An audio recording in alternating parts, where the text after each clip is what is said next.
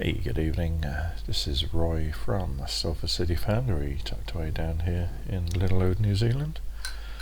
I thought it was about time that I picked up the old repair videos and started adding a few more repair vids to my channel. I believe they've been found to be quite useful in the past. So this one, and I haven't seen anything covering this topic before, looks at trying to rejuvenate / repair 28mm bass speakers. This technique would probably be applicable to 24s and 22s as well. Today I'm going to be trying to repair a Vico 28mm speaker.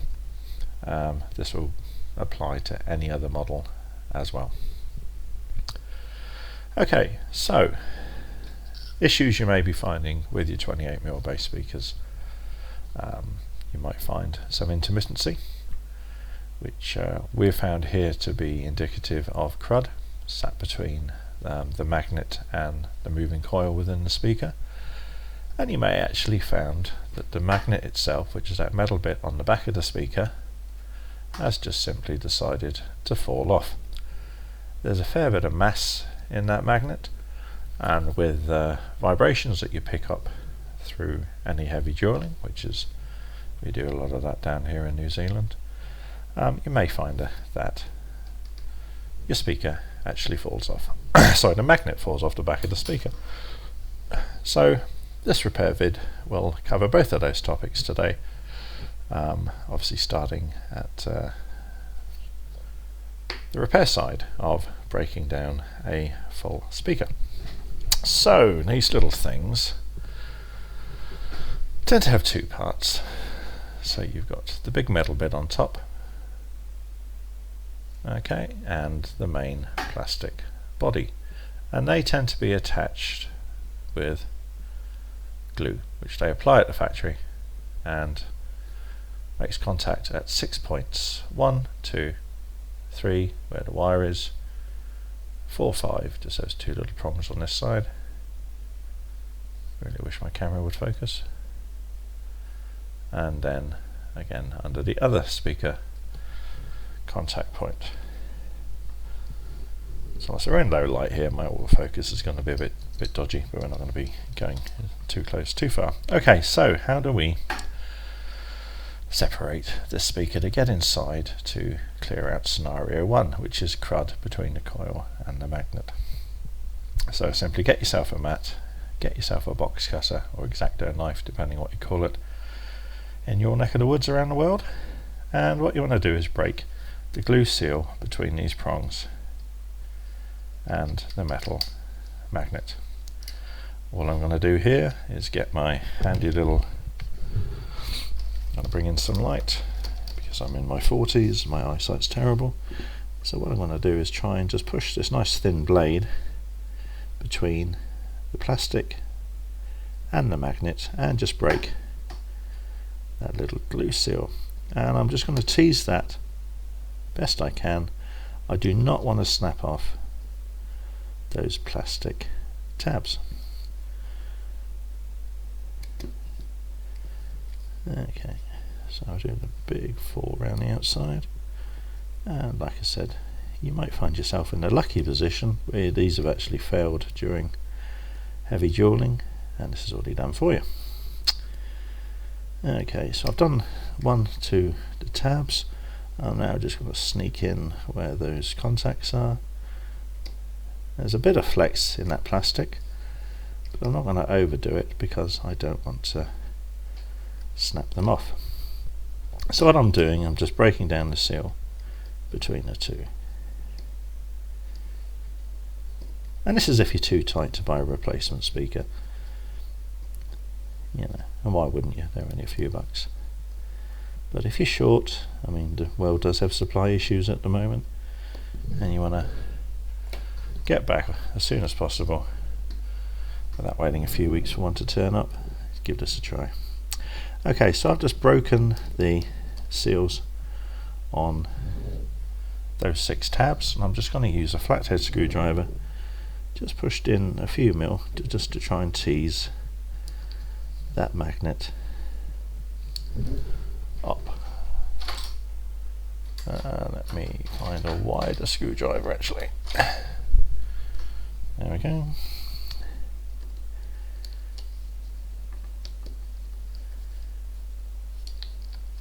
You want to do this without damaging the coil that sits inside. There we go. So what I've done is removed a magnet from the back of that speaker. Okay, so if your speaker magnet has actually fallen off, that's how you're going to be looking like right now. Let me show you the two separate parts.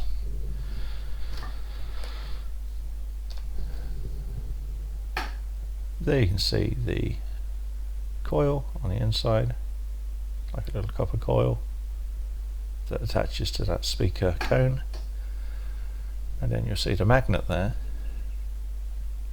which has got a bit of a recess in there, and that coil on the cone sits within the magnet, and when the current is put through the coil within that magnet, that's how your speaker moves back and forth.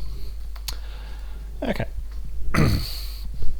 So what we're going to do now is try and make a repair. So in the case of this speaker, I had a note on the back. This is from my buddy Mark, his Sabre. We duel a lot in the forest and we get a lot of dry crud make its way, normally sits in this little groove in the speaker. So what we do, we just clean it out with a brush.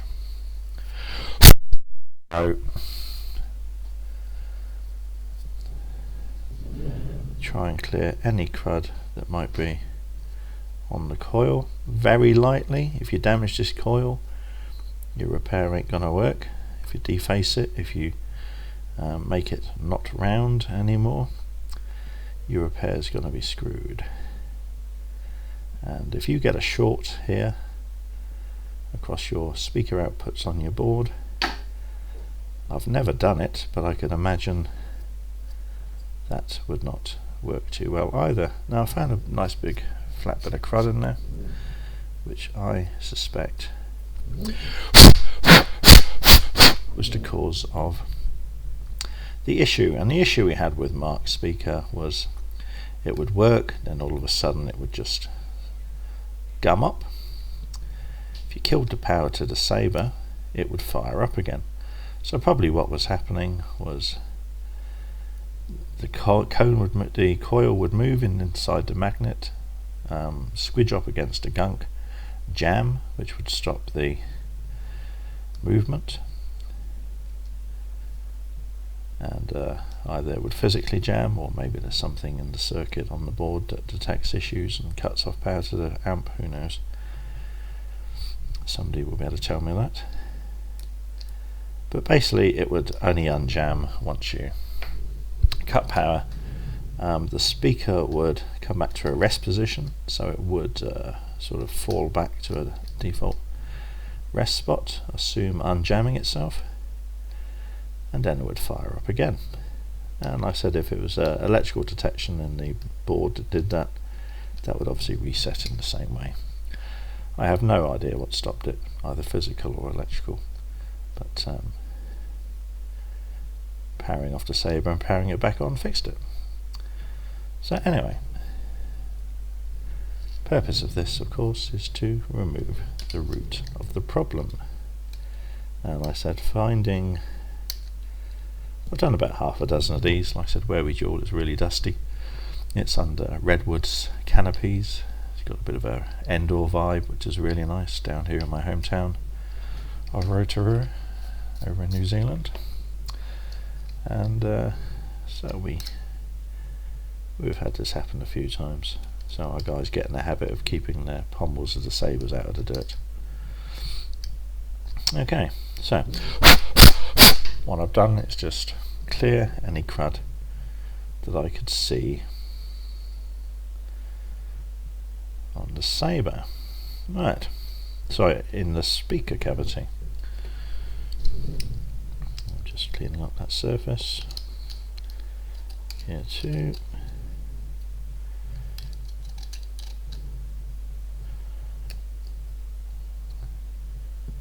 Introducing new crud. Let's get that out. And an old toothbrush is great for cleaning out these areas, or a paintbrush, or just blow everything clear, and then a really good visual inspection. Okay, so whether the back of your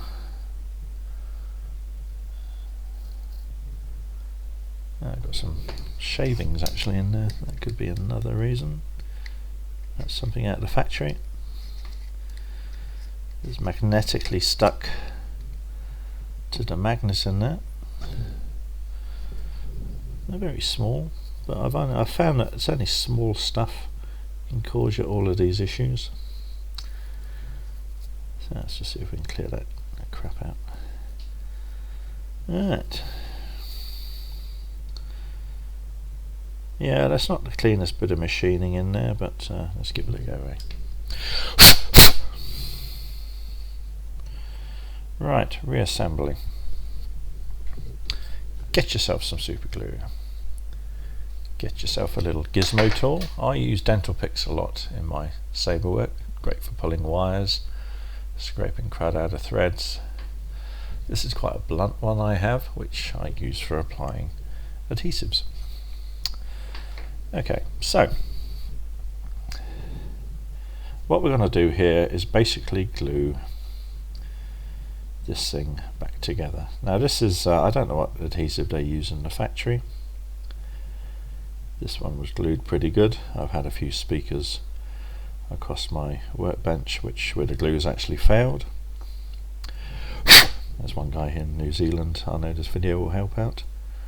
He's going to try a little repair just before he needs to send it back to me. Okay, so let's give it a go. So what you tend to find out is when you put this thing back together, check the orientation and you will work out which tabs went where when this thing was first put together. I think on this one they're actually all pretty similar. So the trick is when you put this back together, it has to go on exactly straight, it can't be kinked, otherwise the coil isn't going to work properly, and like I said, you don't want any touching of that magnetic coil. Right, get a bit of super glue, pop it on a bit of paper.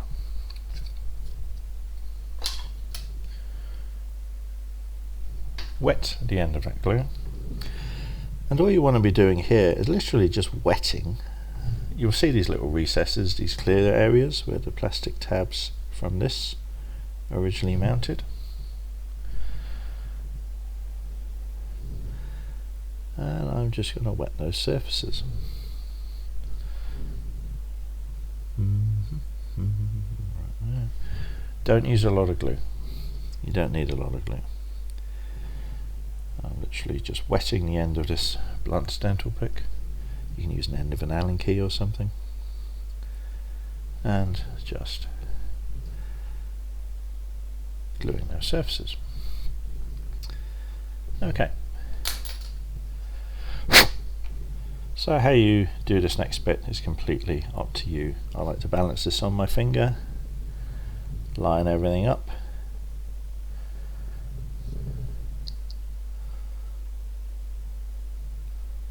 slowly tease everything back together. Put it face down on a work mat, give it a bit of a press, but not so you're breaking anything, and then give it a visual inspection to see if it has glued back on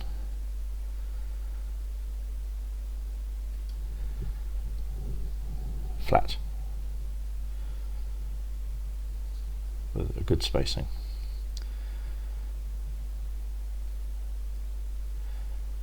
Okay, you can maybe push the cone a little bit just to see if there's free movement there, and you can actually see it through the gap. That thing's moving quite nicely.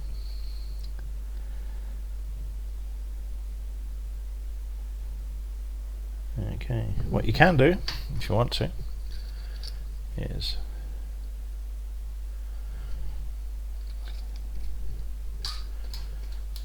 get your Allen key / blunt little gizmo again, and I just run along the top of the tabs with some extra adhesive,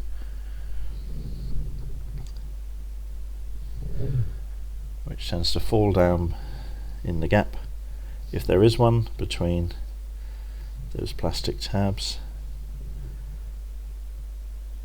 and the magnet.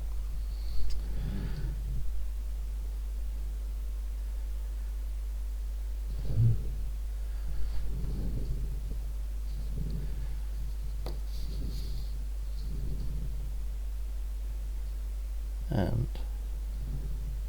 with a bit of luck, and I've had good success with these, maybe 4 speakers and 5, 3 and 5, let's call it 3.5 speakers and 5,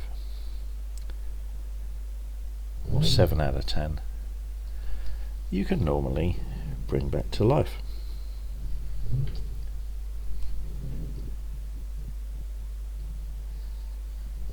With the warnings that if you do screw up, you might get a short across your amplifier on your board and blow your board. So only try this if you really want to. Okay, and then get that. It'll probably be ready to test in about 5 minutes, but you want to leave it for 24 hours to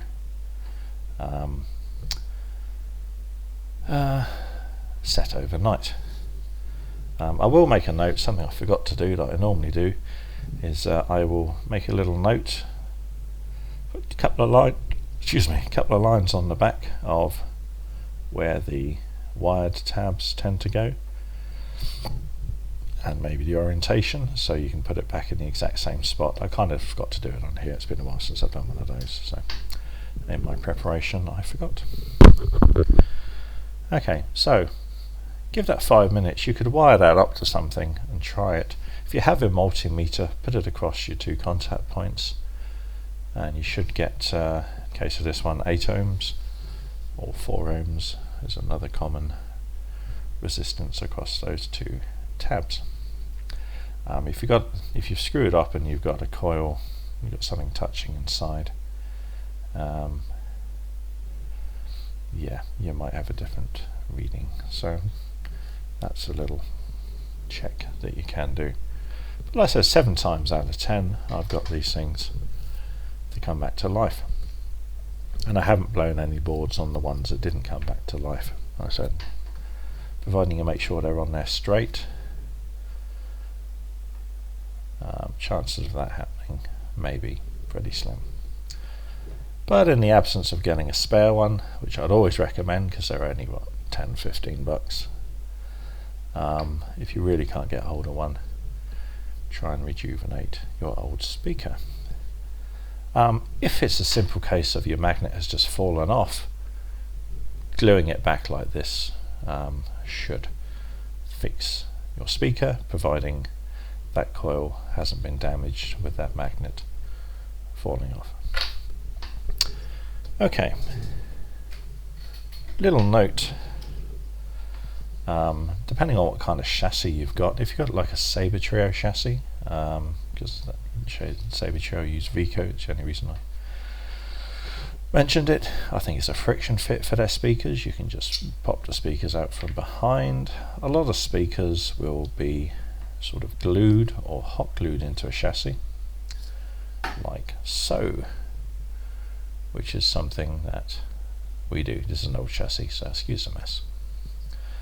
Okay, so if you're repairing a speaker where the magnet's fallen off, one thing to be aware of is once this plastic around the outside is actually a little bit flexible, a little bit squirmy, so I like to do the repair on these speakers with everything removed from the chassis. It's just easier to work on. So if you're getting your speaker out of your chassis, just tease it out. With that magnet removed, it's quite squirmy. It's just basically, it's a thin ring of plastic. So if you're removing it, just tease it out. run an X-Acto around it, twist it a little bit, just squeeze it out bit by bit. Don't try and force it, because inevitably it'll actually fold over and snap, or damage the coil or something else. Okay, that's just something to be aware of. A little bit when you're working with hot glue, actually, you'd have hot glue residue left in your chassis once you pull your speaker out. Before you refit it, hot glue is really easy to clear. I know certain people don't like hot glue. That's more for your display chassis, and I certainly wouldn't use it on a nice tidy chassis, but if you're dueling, the stuff's a bit of a godsend. It's kind of made for the job. Little tip when removing hot glue to reapply new stuff is just go slowly. Don't rip at it fast, because it will just tear, but if you pull on it and just add pressure, you'll actually find it will peel off the body. Okay, so just go slow with hot glue, or you can just peel it off with a knife like that. Okay, so that's just a little tip. Right, so what happens 24 hours later? Hook that up, cross your fingers, test it outside your chassis. Obviously the volume won't be huge, because most of the volume from a Sabre comes from the fact your hilt is a resonance chamber, and it's the metal tube that makes everything loud. But if you're getting a nice clear sound wave out of your speaker, then it's time to refit it into your chassis, screw it back into your Sabre and fire it up. And like I said, we've had a 70% success rate in fixing those bass speakers here, either with a magnet falling off the back, or having to get in there and clear out crud in that little recess. So I hope that tech video has been useful. Leave any comments below. Look forward to feedback. If it works for you, let us know. If it doesn't, let's just also comment. Just let people know what the success rate is. Hope that helps. Bye bye.